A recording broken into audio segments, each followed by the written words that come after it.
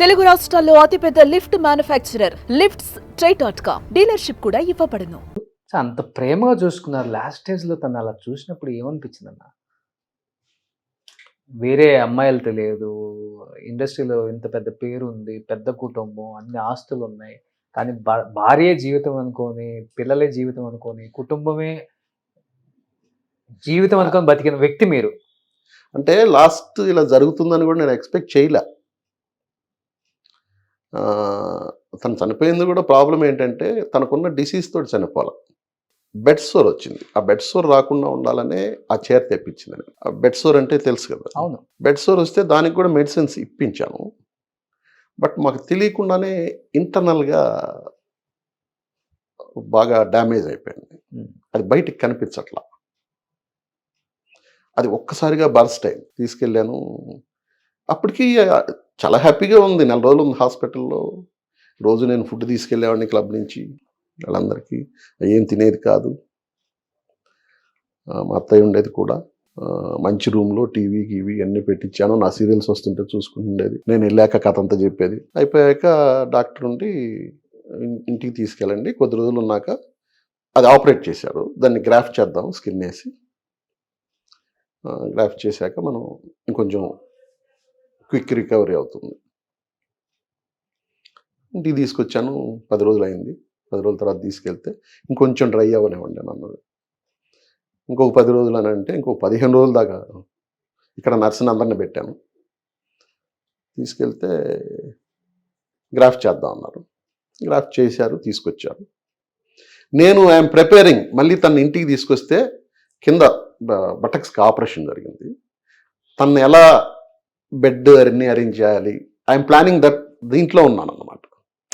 తను బౌల్కి వెళ్ళాలన్నా తనకి కంఫర్ట్గా ఎలా ఉంటుంది, ప్రతిసారి లేపి తీసుకెళ్ళలేము, ఇంత మానిందాక తనకి వేరే బెడ్ అసలు చేయిద్దాము కార్పెంటర్ని పిలిపించి. ఈ ప్లానింగ్లో ఉండగా ఒకరోజు మార్నింగ్ మా అత్తయ్య ఫోన్ చేసి కొంచెం ఆ గ్రాఫ్టింగ్ అని మరుసటి రోజు బ్రీత్ ప్రాబ్లం వస్తుంది, ఆక్సిజన్ పెట్టారు. బ్రీత్ ప్రాబ్లం రావడం ఏంటి, ఇప్పుడే అడిగింది, నేను మా ఆయన్ని చూడాలి, ఒకసారి రమ్మని. నేను పరిగెత్తుకుని వెళ్తే అప్పటికే కొంచెం ఇబ్బంది పడుతుంది. అసలు అది ఎందుకు వచ్చింది అనేది నాకు అర్థం కావట్లేదు. నాకు ఏదైనా తాగాలని ఉంది అంది. ఏం తాగుతావు అంటే గ్లూకోజ్ తాగుతాను, ఆరెంజ్ గ్లూకోజ్. గబగబా కిందకి పంపించి గ్లూకోజ్ తెప్పించి గ్లాసులో కలిపి నేనే ఒక 1 స్పూన్ పోస్తానే నన్ను చాలా చిరాగ్గా అరిచింది. అది కొంచెం చప్పగా ఉంది, స్వీట్గా కలపచ్చు కదా అని చెప్పి. సరే మళ్ళీ కలిపి ఒక 3-4 స్పూన్స్ నేనే పోసాను.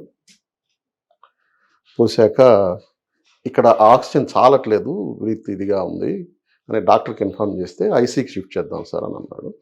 నేను ఆ రెగ్యులర్ ఐసీలో ఉండను, నాకు మొన్న కూడా ట్రీట్మెంట్ బాగలేదని ఏదో చిరాకు పడ్డది. సరే స్పెషల్ ఐసీకి బెడ్ ఖాళీ చేయించమని చెప్పి అక్కడికి షిఫ్ట్ చేయడానికి స్ట్రెచ్చర్ వచ్చింది. స్ట్రెచ్చర్ మీద పడుకొని వస్తున్నాను. ఎందుకంటే నేను ఆమెతో వెళ్తుంటే జనాలందరూ కొంచెం పోగవుతున్నారు. ఎవరు సార్, ఏమైంది సార్ అని చెప్పి. అని ఆమెను తీసుకెళ్ళండి నేను వస్తున్నా అంటే నా చేయి పట్టుకొని నేను ఇంక బతకనేమోనండి అని అంది ఒకటే మాట. That is the last word. నాతో మాట్లాడిన లాస్ట్ వర్డ్. అందరు ఎవరితోనైనా మాట్లాడిన లాస్ట్ వర్డ్ అది. నా చేయబట్టుకొని నేను ఇంక బతకనేమో అంది. ఏం లేదు నువ్వు వెళ్ళని చెప్పి చెప్పాను. Within 24 hours.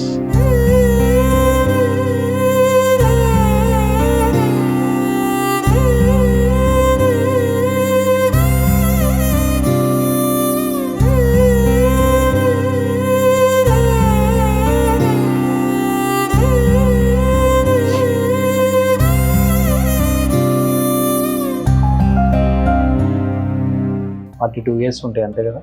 42. కానీ ఒక వయసు వచ్చిన తర్వాత ఆడపిల్లలకి నాన్న అవసరం అస్సలు అక్కర్లేదు, కానీ అమ్మ అవసరం ఉండాలి. అవును.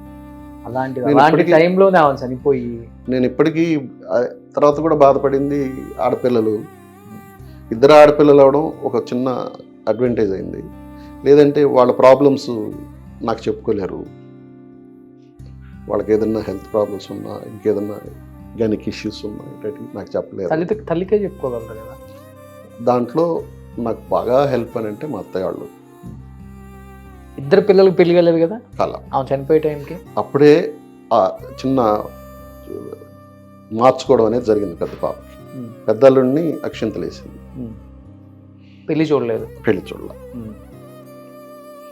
సుమన్ టీవీలో మీ పర్సనల్ అండ్ బిజినెస్ ప్రమోషన్స్ కోసం కింది నెంబర్కి కాంటాక్ట్ చేయండి.